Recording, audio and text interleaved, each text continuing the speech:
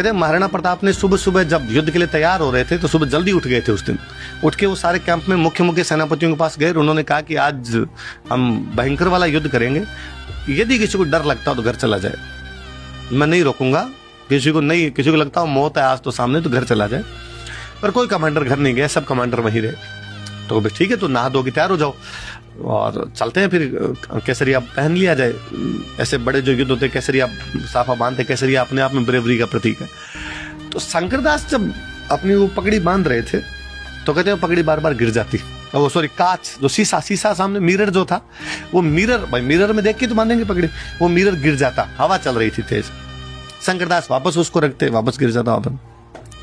तो अचानक जैसे अब मैं यदि पगड़ी बांध रहा हूँ तो मेरा मुंह नीचे होगा, तो नीचे मुकर के अचानक लगा कि किसी ने शीशा पकड़ लिया। भाई मैं आपके सामने शीशा लेके खड़ा जाऊंगा, लो भाई रणबीर जी बांध लो आप।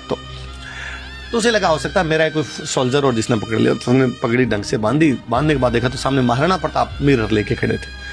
तो शंकरदास ने कहा, अरे राजा जी आप क्या कर रहे हो, मैं तो आपका एक सेनापति हूँ, मेरे सामने आप मिरर लेके खड़े हो गए। युद्ध जब लड़ने के लिए जाते हैं तो राजा और सेनापति कुछ नहीं होता, सब भाई होते हैं।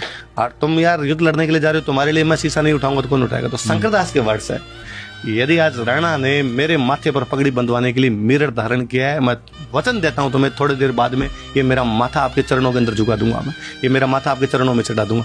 बहादुरी से लड़े शंकरदास राठौड़ उस युद्ध में काम आए। एक राजा जब अपने सेनापतियों